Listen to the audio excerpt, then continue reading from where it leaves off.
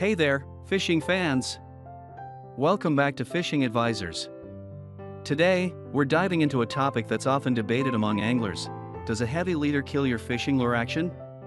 Whether you're new to fishing or a seasoned pro, the question of using a heavier leader can impact your setup and, ultimately, your success on the water. In today's video, we're breaking down the myths, facts, and everything in between.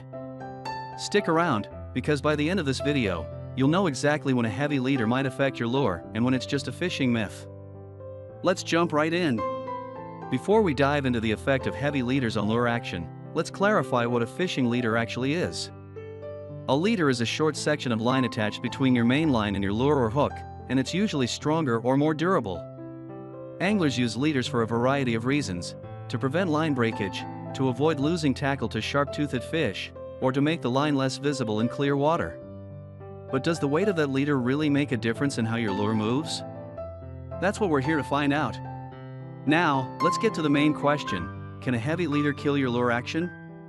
In short, yes, but it depends on a few factors. Heavy leaders can impact the natural movement of your lure, especially with lighter lures that rely on subtle action to attract fish. For example, a light jerkbait or top water popper can lose some of its finesse with a thick, heavy leader attached. But with heavier lures or when you're fishing in deep water, the impact of a heavier leader can actually be minimal. So, the real trick here is knowing when to go light and when it's okay to go heavy. Let's talk specifics.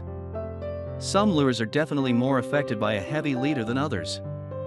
For instance, finesse lures like jerkbaits, poppers, and lightweight soft plastics can lose their intended action if paired with a thick leader. These lures are designed for subtle twitches and movements, so a heavy leader can weigh them down, making them less lifelike. On the other hand, sturdy, bulkier lures like crankbaits, swimbaits, or spoons are less affected by leader weight. These lures have more built-in action, so a heavier leader won't drastically impact their performance. It's all about knowing your lure's purpose and design. So, when should you go with a heavier leader, and when is a lighter one better? Use a heavy leader if you're fishing in rugged environments with rocks, heavy vegetation, or sharp-toothed fish like pike or muskie. These situations call for durability over finesse. For clear, open water or when targeting finicky fish, go for a lighter leader.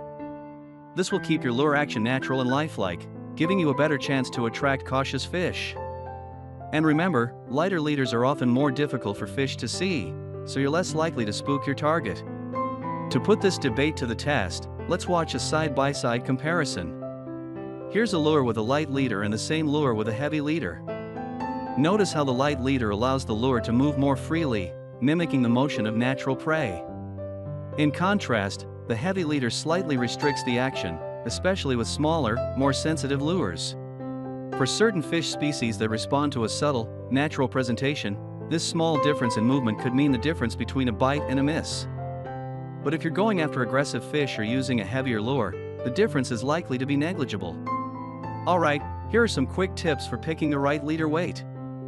First, match the leader to your lure type and the fishing environment. If you're fishing in clear, calm water with finesse lures, go with a light leader, something around 6 to 12 pounds test for smaller fish or clear water conditions. For heavier lures, or when fishing in rough or abrasive areas, you can go up to a 20 to 40 pounds test, depending on your target species. Lastly, keep a variety of leaders in your tackle box. It's always a good idea to have options so you can adjust based on the conditions you find on the water. And there you have it, the truth about heavy leaders and how they impact your lure action. Now you know when to go heavy, when to go light, and how to make the most out of each situation.